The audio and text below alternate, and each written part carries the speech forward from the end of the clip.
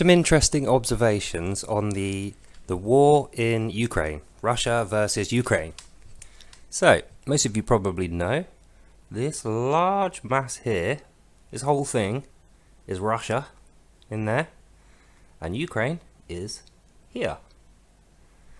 So the Ukraine is roughly twice the size of the UK, and about maybe a 30th of the size of Russia. So it's a little bit weird how Russia haven't already beaten Ukraine, if it was a conventional war. I mean, just in a brief comparison, you can see here, Russia hold all the cards.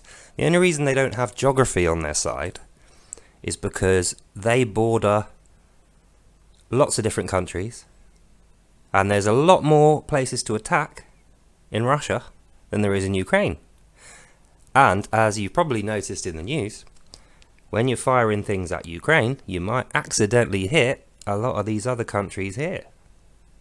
So it's a bit risky. So technically the strategy for Russia would have been march in with ground troops and tanks and not go for airstrikes or anything that could damage other countries apart from Ukraine. But they haven't done that. They've done the opposite of that, which strikes me as weird. And then you just think, right, let's have a look in detail at the two militaries. You've got nearly 1.5 million soldiers active, or 850,000 active, compared to 200,000 in Ukraine. And this was at the beginning of the year.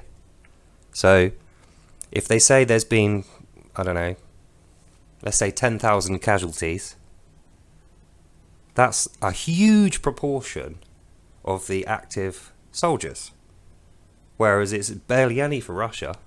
I mean, look at the it's unbelievable. 4,000 aircraft compared to Ukraine's 318, and 100 helicopters compared to 1,500. It makes no sense. If you're Russia and you can't immediately crush Ukraine with just ground troops only and a couple of tanks, you're either not trying, or you're not actually intending to wipe them out and kill them.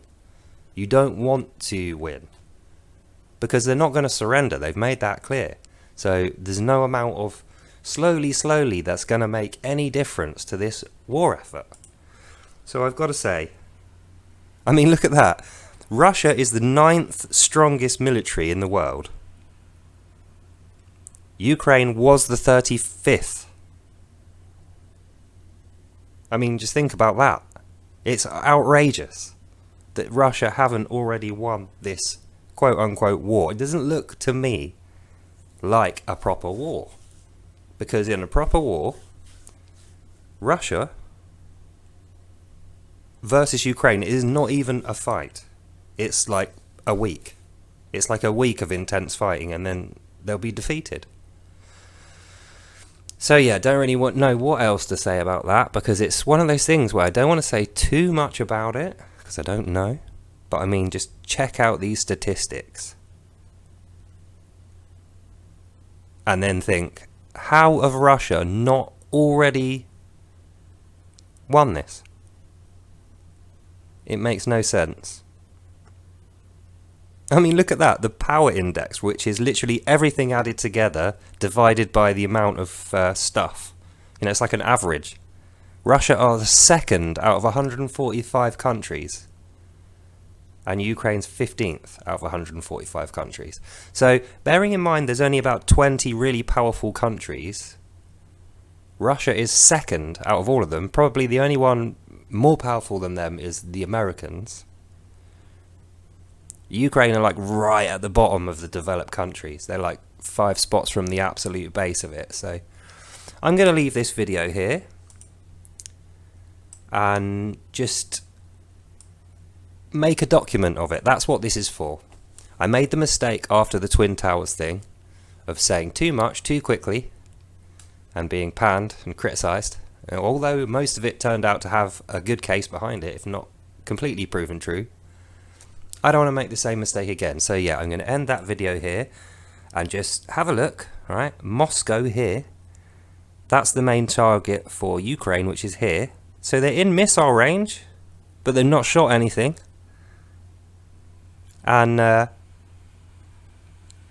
well, just think how many missile sites there are in the entirety of Russia. And Ukraine's just here. They can roll tanks through all these main yellow roads here. There's like a few mountains and not really big ones. There's no geographical challenge once you're out of Russia. Russia's the place that's difficult to invade because it's freezing cold and the terrain's terrible. Half of it's uninhabited. It's just a nightmare. Nobody wants to invade Ukraine. Nobody wants to invade Russia. Least of all Ukraine. If they want to counter it, they can't. But then again, Ukraine are a sitting duck for Russia with all that manpower. So, very suspicious circumstance there. It looks to me, if I didn't know any better, like Ukraine is still treated by Russia as being a part of Russia. Probably so is Belarus, some other places as well. And this is just infighting to Russia. They're just trying to maintain control of a place they see as a resource of their country. And Ukraine's been flirting with joining Europe. And hasn't gone well for them. Europe hasn't defended them at all. Europe has been totally inept and useless. I wouldn't be happy at all. In fact, I'm more than happy that United Kingdom have left, because I was never really a big fan of political Europe. I love Europe. All the countries I've been on holiday are great. I buy stuff from them, import it here, fine. But I'm quite glad to not be a European country.